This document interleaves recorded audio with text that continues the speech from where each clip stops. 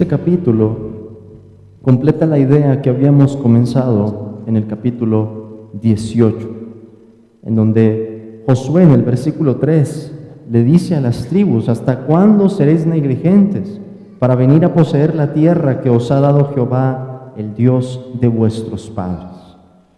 Habíamos visto allí que aún quedaban 7 tribus que no habían repartido su posesión.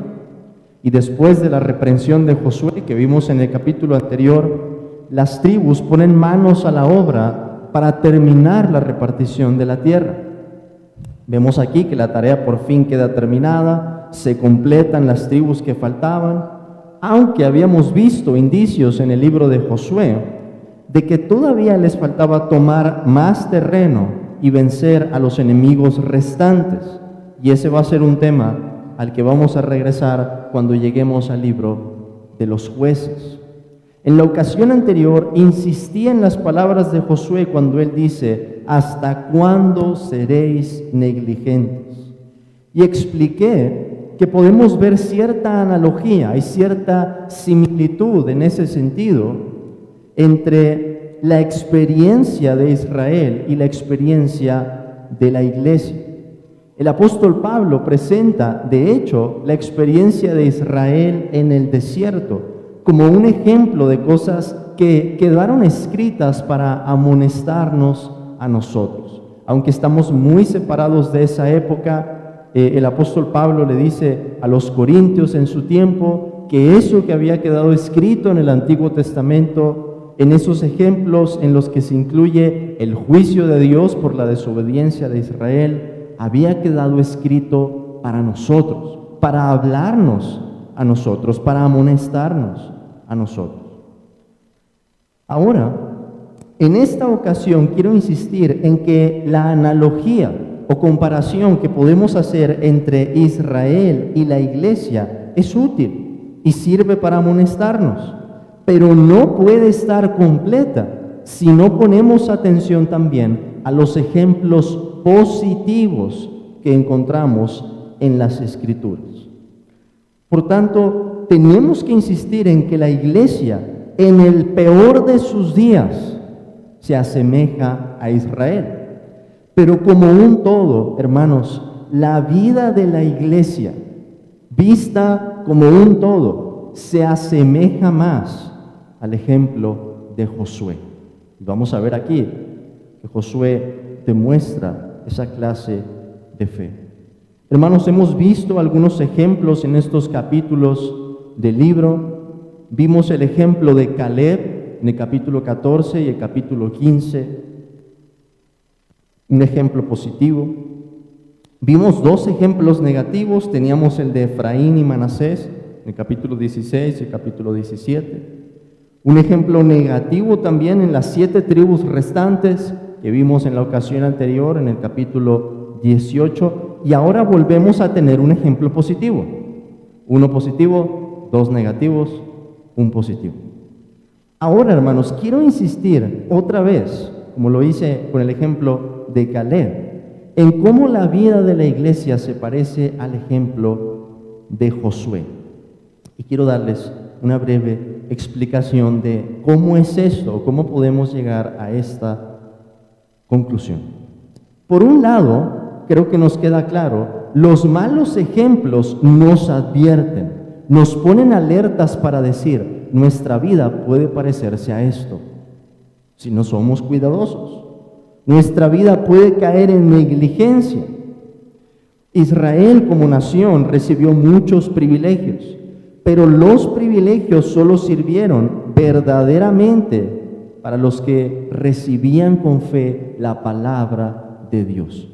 Todos gozaban externamente de esos privilegios, pero para los únicos para los que aprovechó esto, era para aquellos que los recibieron por la fe. Eso en el caso de los malos ejemplos. Pero entonces, ¿para qué sirven los buenos ejemplos? Los malos ejemplos nos amonestan, nos advierten. ¿Cuál es la función de los buenos ejemplos? Como en el caso de Caleb o en el caso de Josué. Hermanos, estos ejemplos deberían reforzar lo que se espera de nosotros. En otras palabras, ¿cómo debería verse nuestra fe según el libro de Josué?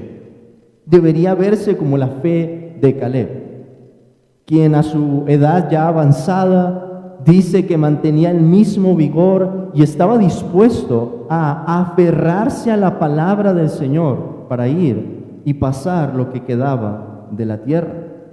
Nuestra fe debe verse como la fe de Josué, esa fe que reconoce la soberanía de Dios y la responsabilidad del hombre, la fe que se demuestra y perfecciona por medio de la obediencia, y la fe que está anclada en la palabra de Dios. De hecho, esto es una constante, como en el caso de Caleb. Miren lo que se nos dice, hermanos, al final del capítulo 19. Vean el versículo 49. Y después que acabaron de repartir la tierra en heredad por sus territorios, dieron los hijos de Israel heredad a Josué, hijo de Nun, en medio de ellos, según la palabra de Jehová.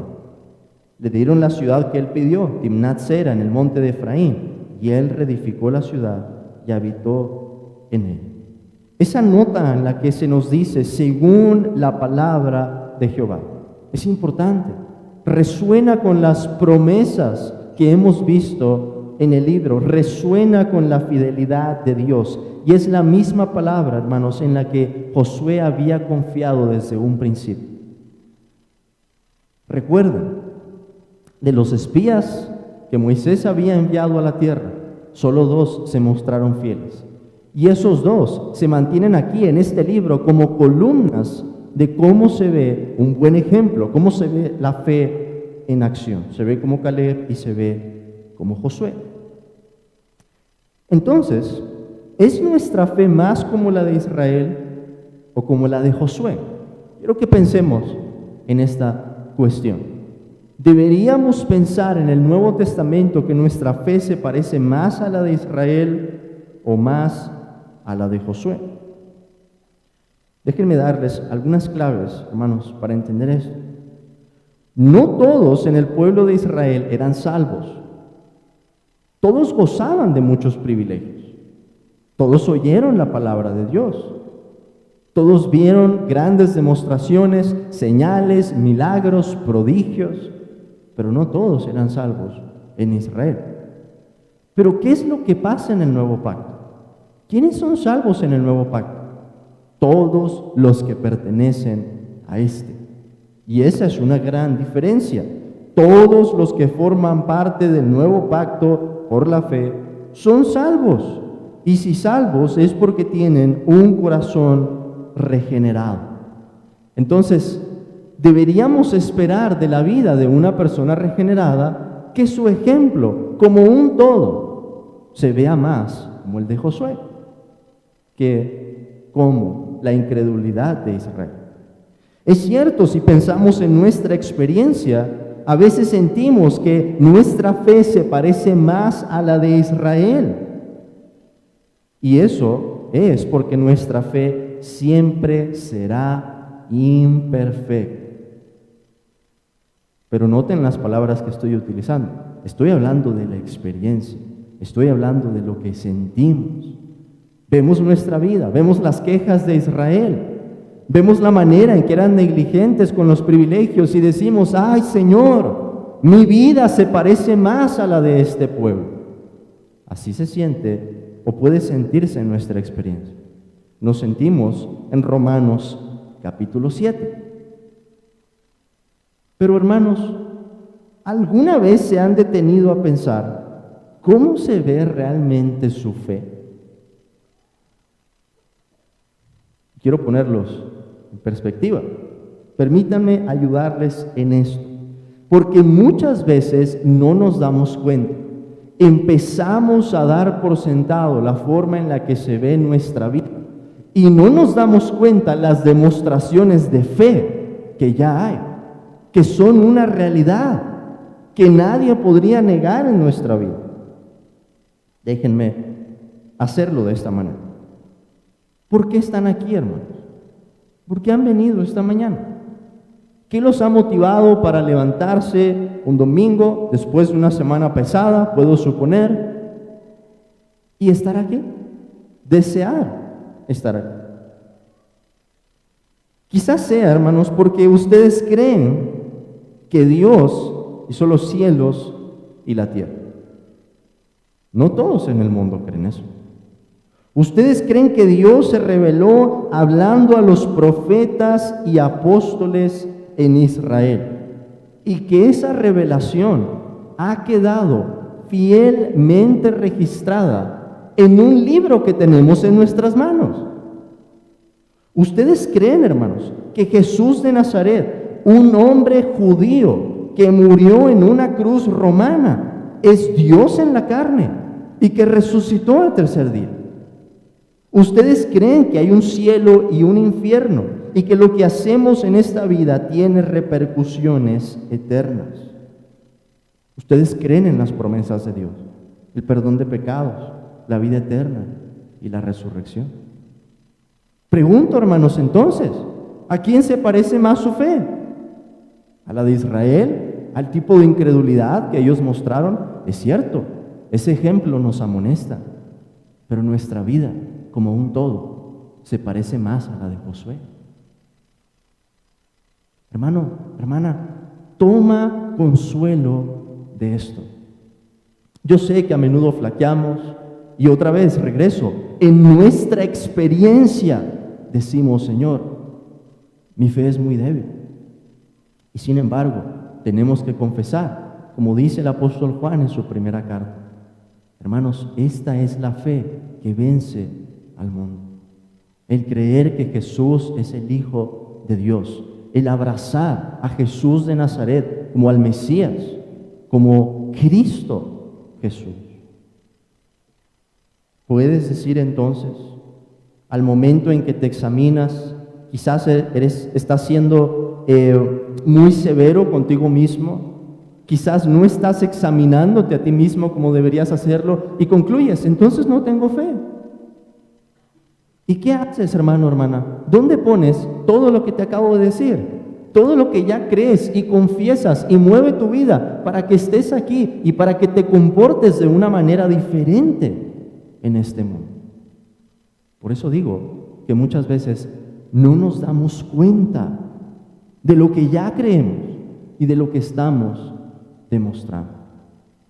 Si tú has sido salvado por Dios, tú tienes ya esa fe que vence al mundo. Si en tu experiencia te sientes atrapado en Romanos 7, bienvenido a la vida cristiana. Pero, ¿por qué no lees Romanos capítulo 8? Y llegas a ese versículo que dice, no hay condenación alguna para los que están en Cristo Jesús. Y te das cuenta de que tu vida en realidad es según el Espíritu. Cierto, hay fallas, hay pecados, hay caídas, a veces severas. Pero tu vida, hermano, hermana, como un todo, es una demostración de ese tipo de fe. Es un ideal, es una realidad también, aunque a veces no lo podamos ver tan claramente. Y por la gracia del Señor esperamos, según sus promesas, que esa fe siga siendo algo que podemos alimentar con este tipo de ejemplos al considerar a los santos de Dios.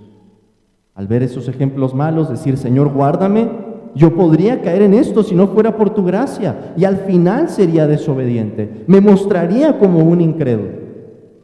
Y al ver esos ejemplos positivos, decir, Señor, tú me has dado esta clase de fe, pero quiero crecer en ella, quiero alimentarla con tu evangelio, quiero vivir de esta forma.